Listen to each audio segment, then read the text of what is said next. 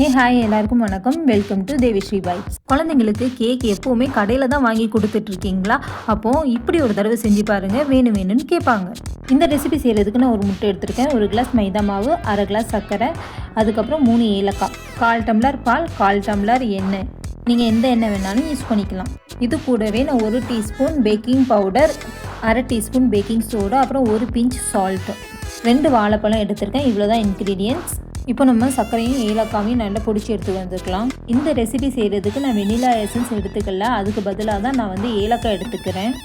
நம்ம இந்த கேக்கில் வாழைப்பழம் சேர்த்துருக்கோம், அதனால் குழந்தைங்களுக்கு ரொம்ப ஈஸியாகவே டைஜஸ்ட் ஆகிடும். இதுக்கு நம்ம ஒரு பவுலில் 2 வாழைப்பழத்தை தொலி எடுத்துக்கிட்டு நல்லா ஸ்மாஷ் பண்ணிக்கலாம். ஃபோக் வச்சு நல்லா ஸ்மாஷ் பண்ணிடணும். நீங்கள் நல்லா கனிஞ்ச வாழைப்பழமாக எடுத்துக்கோங்க, அப்போது சீக்கிரமாகவே ஸ்மாஷ் பண்ணிடலாம். கேக்கும் டேஸ்ட்டாக இருக்கும்.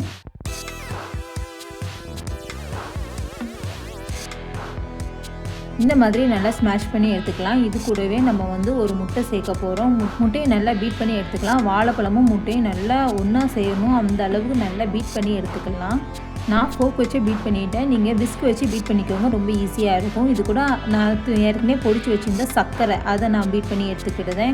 இதுவும் நல்லா கரையிற வரைக்கும் நல்லா பீட் பண்ணி எடுத்துக்கலாம். இது கூட 1/4 டம்ளர் எண்ணெய், அதையும் நல்லா பீட் பண்ணி எடுத்துக்கலாம். ஒவ்வொரு பொருளும் சேர்த்ததுக்கப்புறம் 5 செகண்டாவது நல்லா பீட் பண்ணி எடுக்கணும். அதுக்கப்புறம் இது கூட 1/4 டம்ளர் பால், இதையும் நல்லா பீட் பண்ணி எடுத்துக்கலாம்.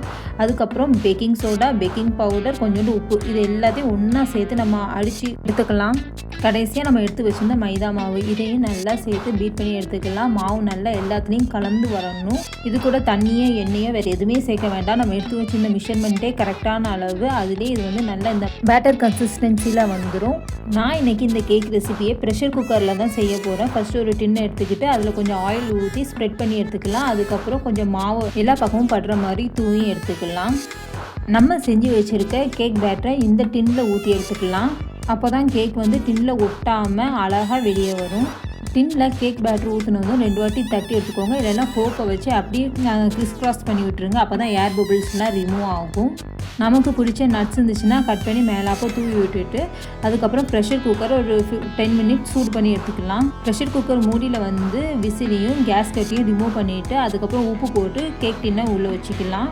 இந்த கேக் வேகிறதுக்கு எனக்கு 25 மினிட்ஸ் ஆச்சு. ஒரு ஃபோக் வச்சு உள்ளே குத்தி பார்த்துட்டு வெந்துட்டான்னு பார்த்து எடுத்திங்கன்னா சாஃப்டாக மாய்ஸ்சரைசராக கேக் ரெடி ஆகிடுச்சு. ஆறுனதுக்கப்புறம் சாப்பிட்டு பாருங்கள், குழந்தைங்க இன்னொரு வாட்டி செஞ்சுட்டாங்கன்னு கண்டிப்பாக கேட்பாங்க. பாருங்கள், பஞ்சு மாதிரி அப்படி சாஃப்டாக இருக்குது. டின்னில் கொஞ்சம் கூட ஒட்டவே இல்லை. அப்படி எடுத்தோடனே சூப்பராக வெளியே வந்துடுச்சு. அப்படியே அந்த ப்ரௌனிஷ் டெக்ஸ்சரை பார்த்தாலே இன்னும் ஆசையாக இருக்குது. இந்த மாதிரி குக்கிங் வீடியோஸ்க்கும் லைஃப் ஸ்டைல் வீடியோஸ்க்கும் நம்ம சேனலை சப்ஸ்கிரைப் பண்ணிக்கோங்க, ஷேர் பண்ணுங்கள், லைக் பண்ணுங்கள். தேங்க்யூ.